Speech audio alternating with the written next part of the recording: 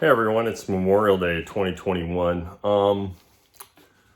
I had come across a story. There was a guy that was arrested and I noticed his name. It sounded familiar. Anyways, back in July 27th of 2020, a young man by the name of Raven Wade, he was I think 21 at the time, he's 22 now, was involved in an altercation with a guy named Thompson. Thompson was like 39 years old.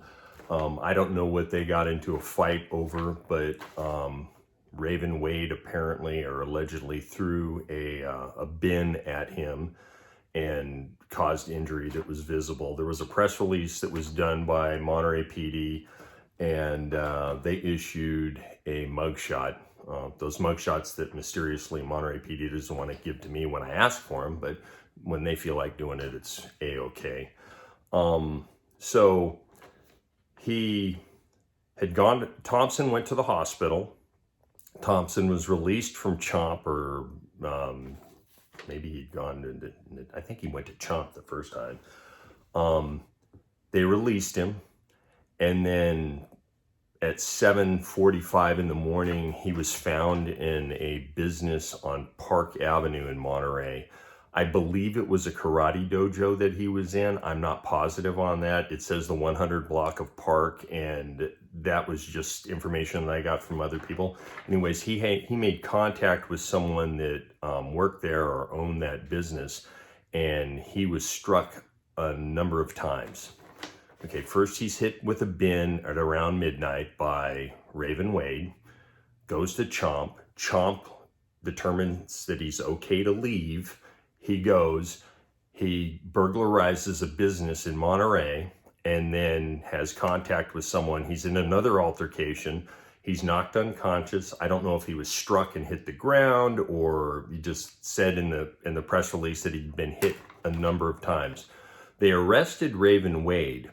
They didn't arrest the business owner or the person that was at the business on Park Avenue, which I find interesting. The person did call and let the police know that someone was in the business, but you know, if they were trained in martial arts of some sort, then they hit someone and they go to the ground and they cause damage to that person.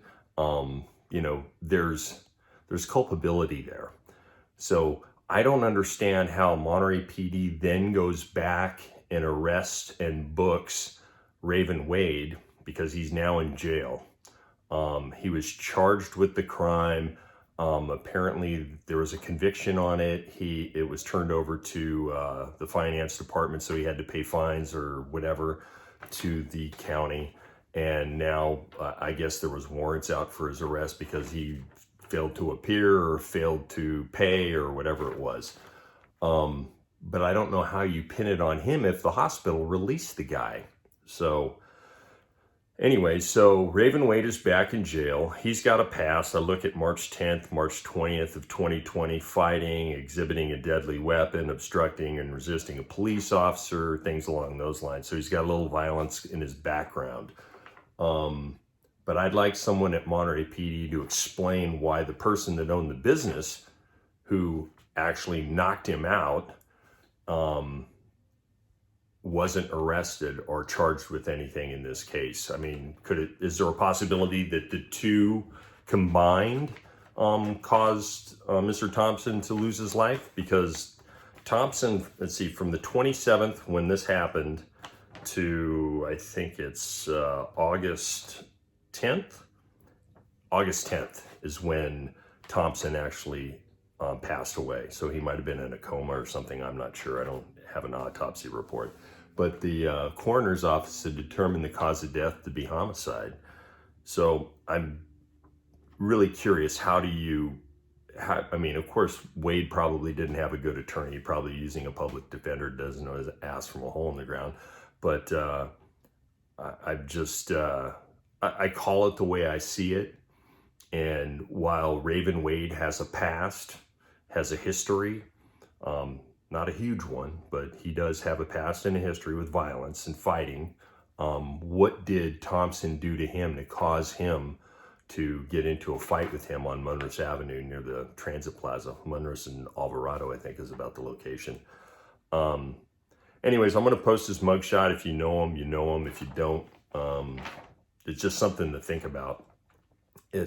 Things aren't always what they appear, and unless I have the actual case with all the evidence laying in front of me, I would actually put some guilt on the hospital that released him, that released Thompson without doing what? Did they do?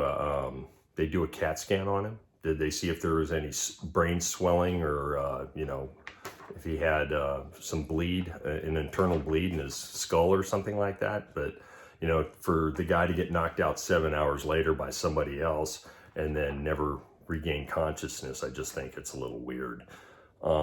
Anyways, I hope you have a memorable, let's say, Memorial Day. I don't look at Memorial Day as a happy day. I think it is of a day to remember those that have gone before us. Anyways, I've got a couple more mugshots I'll be doing some videos on, but I just thought this one was interesting, and I have questions about it. Peace out.